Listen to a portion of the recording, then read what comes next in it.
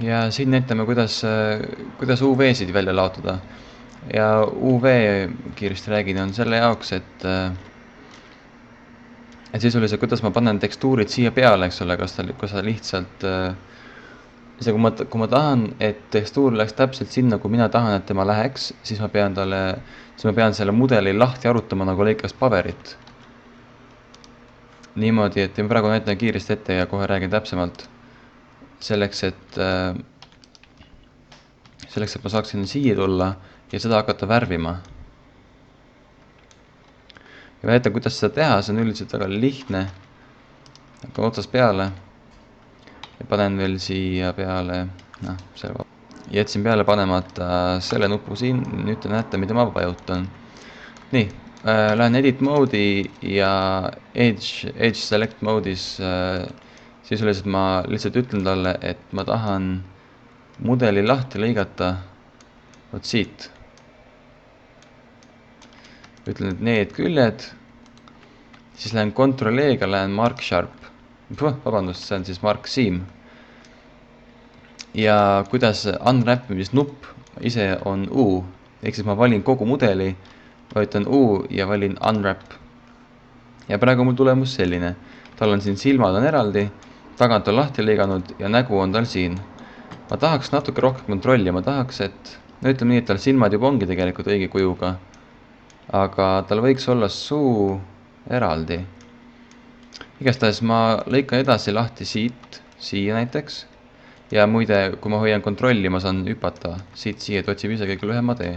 Vaatan jälle Ctrl E-d, Mark Seam.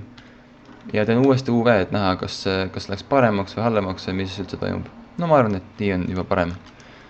Siis ma lõikan siit tagant veel lahti. Niimoodi, et tahaks siit. Võib-olla isegi siit kuni siiani. Siit kuni, kuhu see läks nüüd siia, jah? Selle joone peale.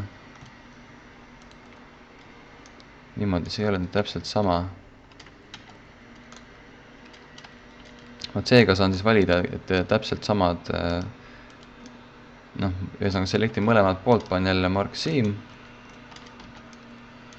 Proovin uuesti, kas tuleb kuidagi paremini. No jah, ühesõnaga, seda saab paremaks jäädagi tegema. Aga seda viimast tegelikult ei olnud vaja, see eriti ei aidanud kaasa. Nii. Mis siis veel teha saab? Me võime võtta tal kõrvad eraldi välja.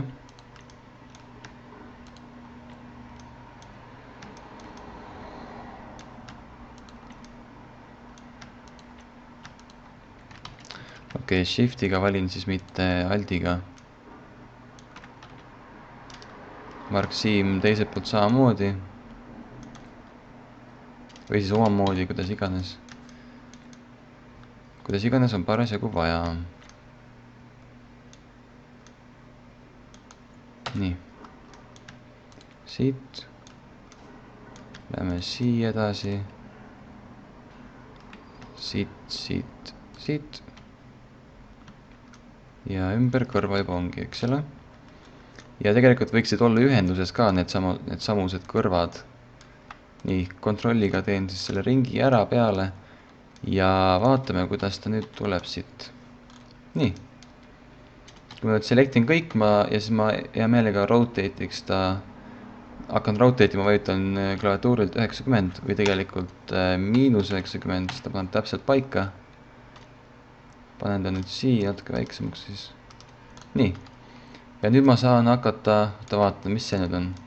Jälle jama on siis, kui on mõnes kohas on rohkem polügoone kui mujal. Ja selleks, et teada, mis koht see on, ma saan aru, et see on tõenäoliselt kõrv. Aga et kindel olla, ma saan vajutada siia nupule. Ja see hoolitseb nüüd selle eest, et mis iganes ma siin selectin, saab siin ka selectitud. Ehk siis jah, see on kõrv. Ehk siis ma pean rohkem seda lahti arutama. Päris niimoodi see ei tohi jääda. Ja kus juures, kui ma selle maha võtan, siis on mul nähtaval ainult need küljed, ainult need face'id isegi vist, mida ma olen siin 3D's selectinud. Ehk siis ma teen kiiresti nüüd loopiga talle siia ühe ringi ja teise kõrva peale samamoodi. teen uuesti unwrap'i ja nüüd on igastahes kõvasti parem. Seda ma saan palju paremini värvida. Nii, ja siis on edasi väga lihtne. Kas ma võtan nüüd siit UV-st export UV layout, mis salvestab mulle lihtsalt ühe pildi, näiteks PNG, ja ma lähen seda Photoshopi värvima, või ma võin ka siin koha peal värvida. Ma saan siin samas 3Ds hakata värvima ja tuleta meelde, et selle jaoks on vaja, et UV oleks värvitud. Nii, aga selleks, et ma saaksin värvima hakata, kõik tööriistad on olemas T all, aga mul peab olema talle tekstuur tehtud, millega värvida. Ja ma arvan, need tööriistad lähiajal paranevad kindlasti, aga praegu peab nii tegema, et otsime üles Texture Paint Layer Manageri, mul on juba sisse lülitatud. Ja kui panete selle sisse, siis N-i menüü alt leiab üles sellise asja, nagu on... Nii, jah, see menüü tekib siis, kui ma lähen Object moodist Texture Painti. Ja nüüd on mul siin mõned nupud. Kui ma panen talle uue materjali, mille pean käsitsi tegema, siis ma saan automaatselt panna talle näiteks Add Color.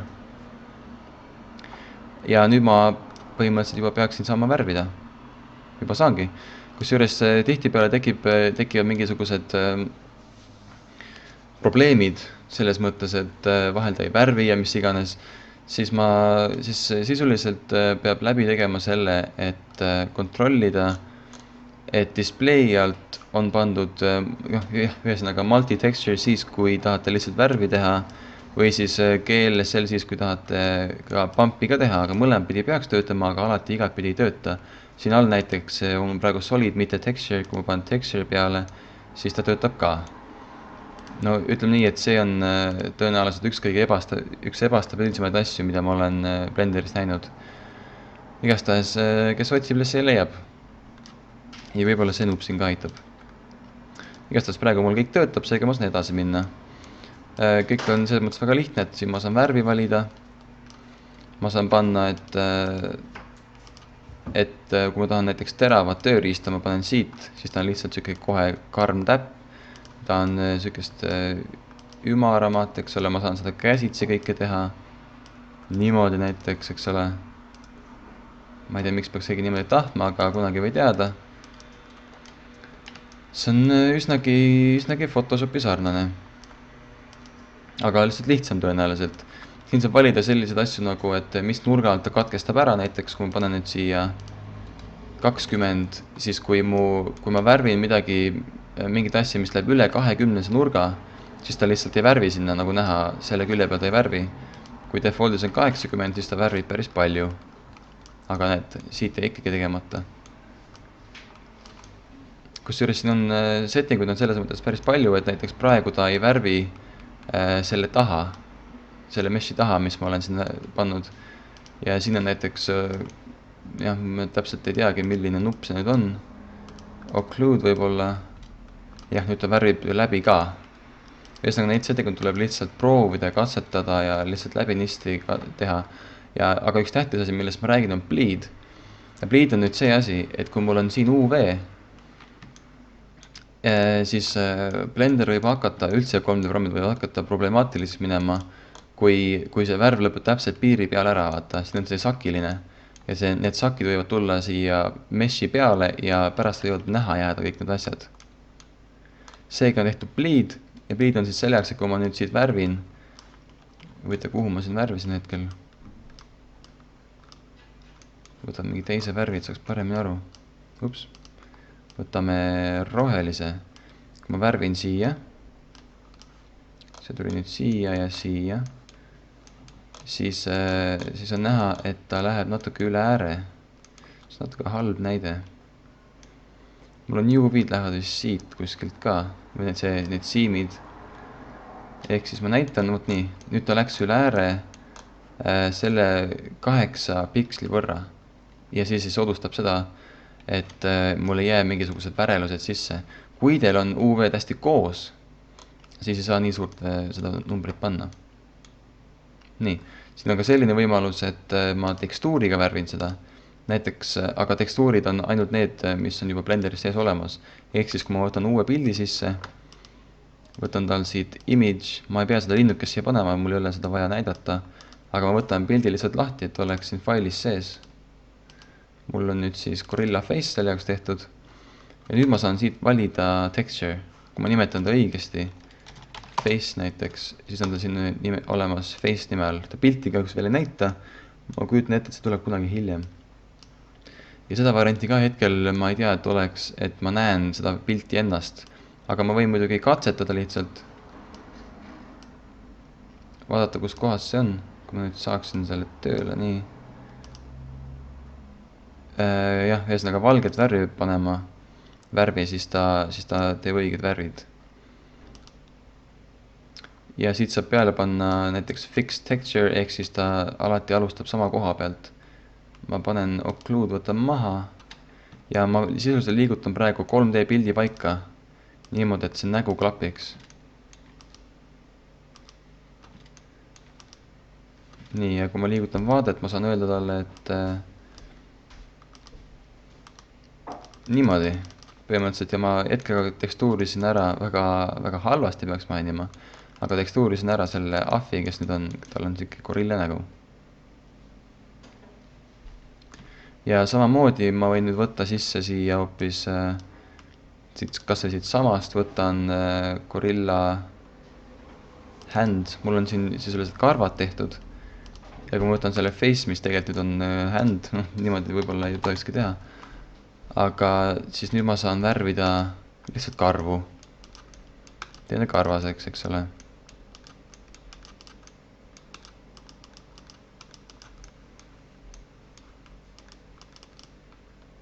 vot nii. ja niimoodi käibki siis, on siia 80, 80, ma saan, julgen siit tagant ka värvida, ilma et ta ette läheks.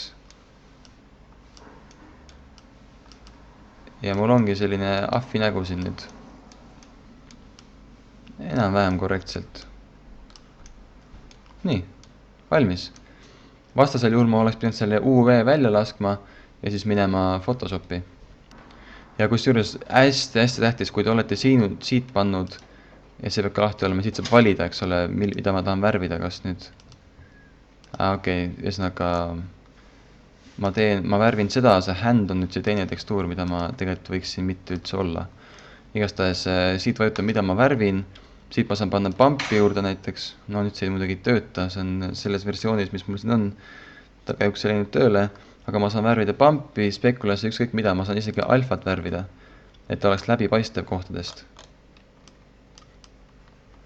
jah, ühesõnaga hetkel mul see ei tööta ja mul ei ole aega sellest rääkida, aga sisuliselt, kui me võtame nüüd selle tekstuuri siit maha, me värvime valge ja me värvime mustaga neid samu asju, mis me rääkisime, et enne tekstuurides on võimalik kõik need, siin on siis alfa on olemas, kas värvi, läbipaistvust, peegelduvust, helendamist või mis iganes, kõik see pump on siin olemas, täpselt samamoodi, see on täpselt seesama tekstuuri workflow, mis me juba oleme õppinud. nii.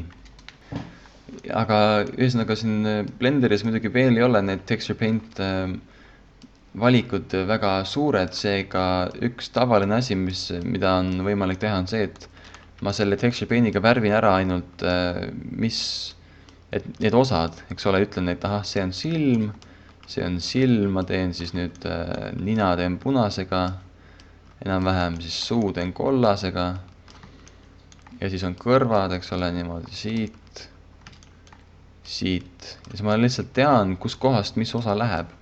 ma teen näiteks need tumedamad kohad, mis on kuskil, ei ole väga nähtavad, võin teha mingi tumeda kohaga, eks ole. et siis lihtsalt, kui ma nüüd hiljem lähen Photoshopi, ma saan siit samast, kui ma nüüd salvestan ja hästi tähtis on see, et alati salvestage siit ära, muidu need pildid lihtsalt kaovad ära. kui te salvestate siit, siis jääb siia Blenderi faili sisse, need failid jäävad alles. ja kui ma otsin nüüd siit üles, mis iganes ma olen värvinud, eks ole, praegu ma tegin alfa nime alla, siis ma saan siit minna image ja save as image, ma saan selle Photoshopi viia koos siis UV-dega ja ma tean täpselt, kus mis objekt on ja ma saan seal korralikult värvida. üks asi, mis on veel UV-s tähtis, on see, et